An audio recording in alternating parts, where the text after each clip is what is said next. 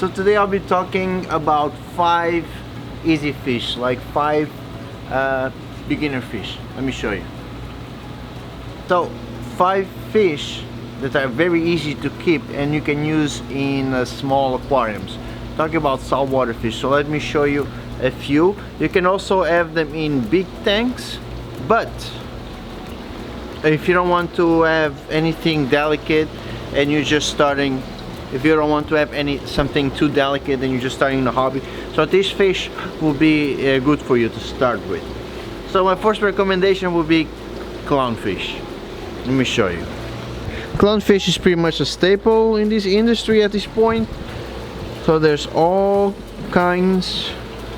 It's a big variety of clownfish, different colors. And if you have a small tank, you definitely can have a pair. Very easy to keep. If you forget to feed them, it's not the end of the world. They're hardy. That means that they are they can, if your water chemistry kind of gets a little bit out of whack, they'll be fine. That's an example of a fish that is not easy to keep. That's a tank.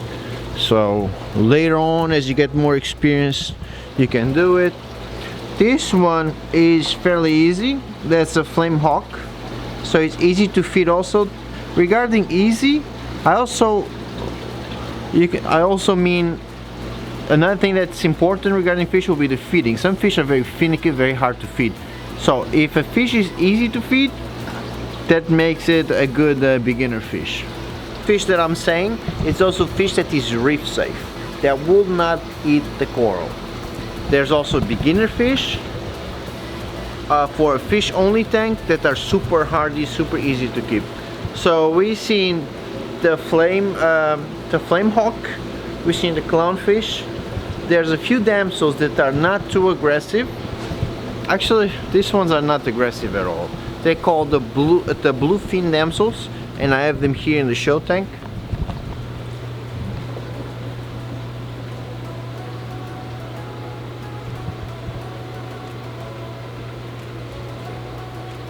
That's a shark egg, by the way. It's a shark egg.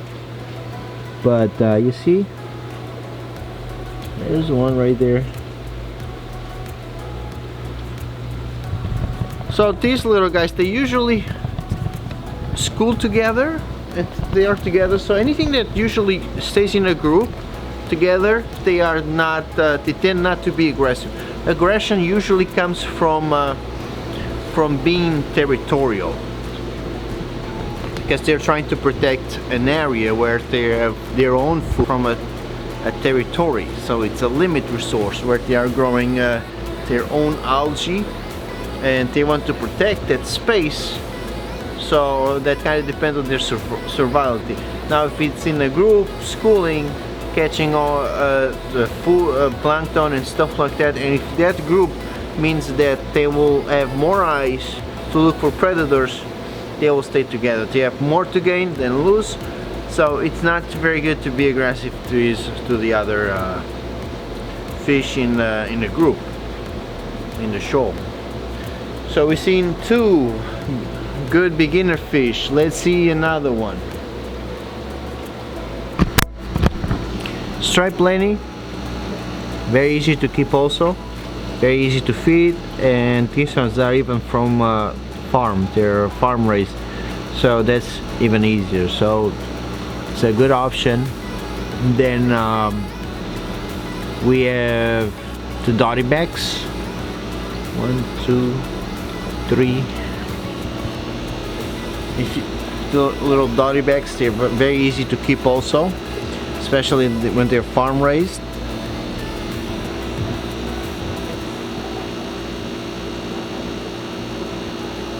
The only thing about them, it can be a bit territorial. So just keep that in mind. Maybe for 30 gallon tank I wouldn't recommend, but if you have a bigger tank, you'll be fine. And then these little gobies, also the Watchman gobies, very cool to watch.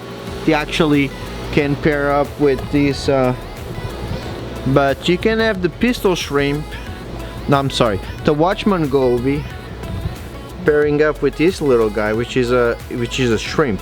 The shrimp basically digs a hole. He has very poor eyesight, and then the